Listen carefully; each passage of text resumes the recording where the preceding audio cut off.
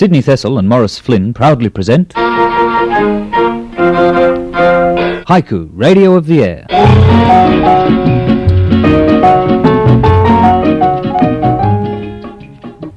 Hi, listeners. This is Maurice Flynn, the alternative detective, back with you again. In last week's episode, I opened up my private files to tell you about the case of the missing style. If you remember, an apple pie broad with a big problem needed my help. Oh, please help me, Mr. Flynn. I've lost my style. I could see what she was talking about. The dame looked like a Nagasaki reunion party. My dropkick Sid Theshel and I knew this wasn't going to be an easy case, so we decided to take her to Head Job Hairdressers run by our old friend, Dusty Phlegm. Oh no, it's you two. I thought I told you never to come back here. I wouldn't contaminate my head shears on your fetid heads. But Dusty soon confirmed something I'd suspected all along. She's got star quality, but look at that hair. It's kind of dull, lifeless, drab. If we could just introduce a little more body. After Dusty's blowjob and a quick at the black shat, I found that this Miss Debbie dame was starting to get under my skin. Next up in our peril-packed search for style was the quarter to 33 RPM boutique.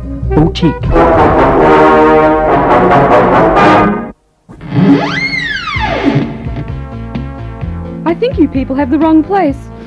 St. Vincent's Soup Kitchen is over the road. Juju's is funny. No, you got us wrong. We're helping our client, Miss Debutante, search for her style. Oh, really? Like the style of your Veenie flares? How gauche. Yeah? You like 'em? I got 'em at Moncurs of Ascot Vale. In 1952. 52? Nah, I wasn't born then. Oh, what great days they must have been. Listen, look, cut the crap, you jolly green giraffe, or we'll take our limitless cash supply to Portland. Cash?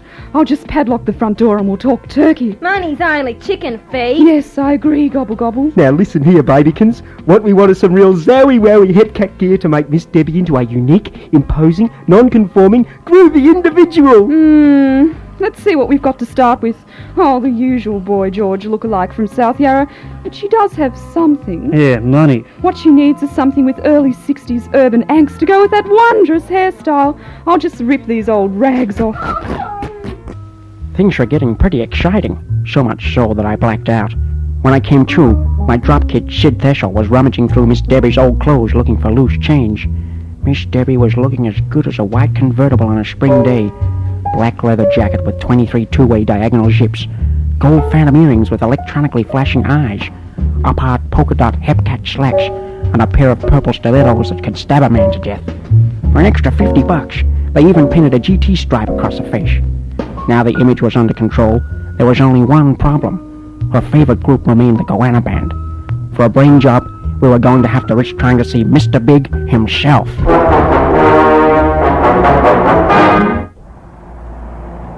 Wow, Miss Debbie, you look so alluring. Oh, tar. Allure, a mechanical rabbit used at the greyhound races. You'll get a standing ovation. Ovation from the Latin word ovis, meaning sheep, and believe me, we've just been fleeced. Oh, go back to Squaresville, Sydney Thessel. You wouldn't know nothing. I know, they pulled the wool over your eyes, Murray. She looks a real dag. I feel like a whole new me. I wish you were. Sydney, save your smarty pants remarks for Mr. Big. We might need 'em. I'm not packing my water pistol. After riding the dime store elevator to the top floor of the hardware building, we finally came to Mr. Big's penthouse. Through the door wafted the exotic sounds of a Turkish fez band, combined with the sickly odor of illegal substances.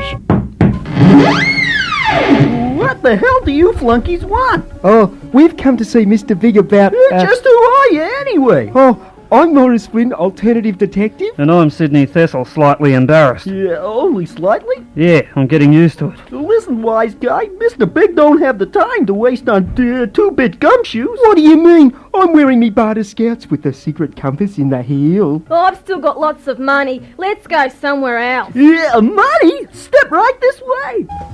As we passed through the grimy door, the world changed into one of decadent opulence. A smoke-filled hooker lay reclined on Persian cushions, taking tokes out of some kind of water pipe. Multicolored lights pulsated through the transparent carpet squares, and there, at a large, dark mahogany desk, with his back to us, was Mr. Big. Slowly, the chair turned, and we were face to face with the leading figure of the underground himself.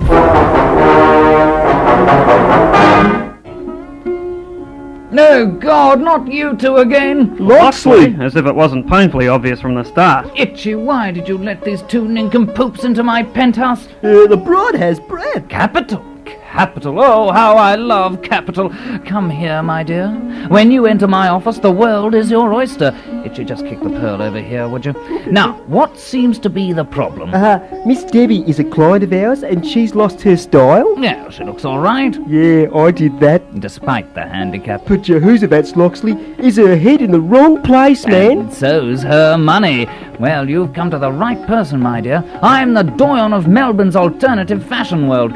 You are looking at the man who shot Molly Meldrum into stardom. I started recession wear by starting the recession.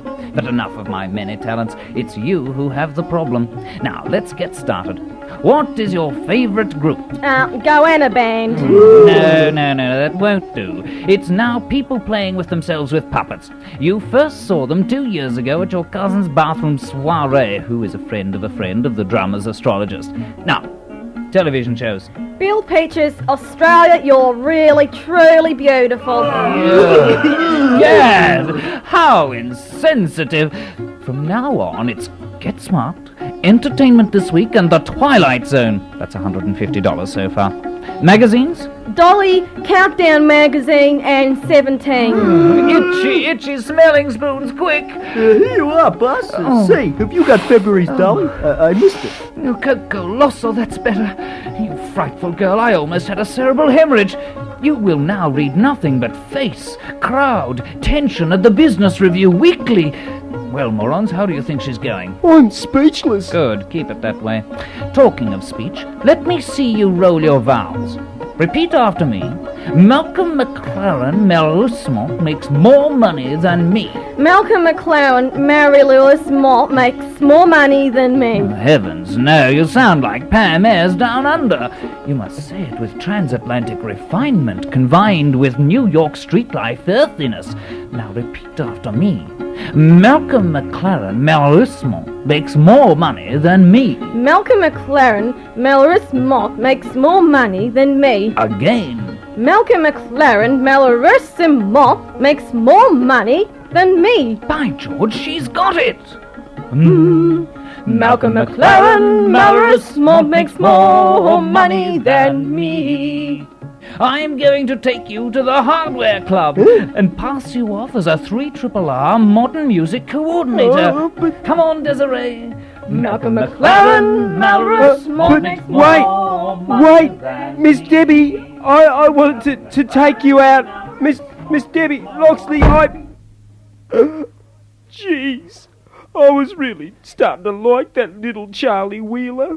Don't worry, Morris. She'll be back in 3 weeks when her style has become redundant. Well, that was the last I saw of the two-timing broad. I really had something going for that floozy dame, too. I began hitting the double chocolate quicks pretty hard. Brown rings appeared under my eyes, and I nearly OD'd on Ovaltine tablets. Last thing I heard, she was pinched to death by a group of Italian waiters late one night at Phantom's discotheque. Arrivederci, baby. Sydney Thessell and Maurice Flynn were played by Peter Pentland and Derek Holmes. Loxley was played by Gary McConville. 33 1/3 RPM boutique owner was played by Cheryl Ragg. Mongoloid henchman Itchy Bravo was played by Julian Light. The show was written by Peter Pentland and Derek Holmes, produced by Brett McLeod and Julian Light, in the studios of 3RRR FM Melbourne.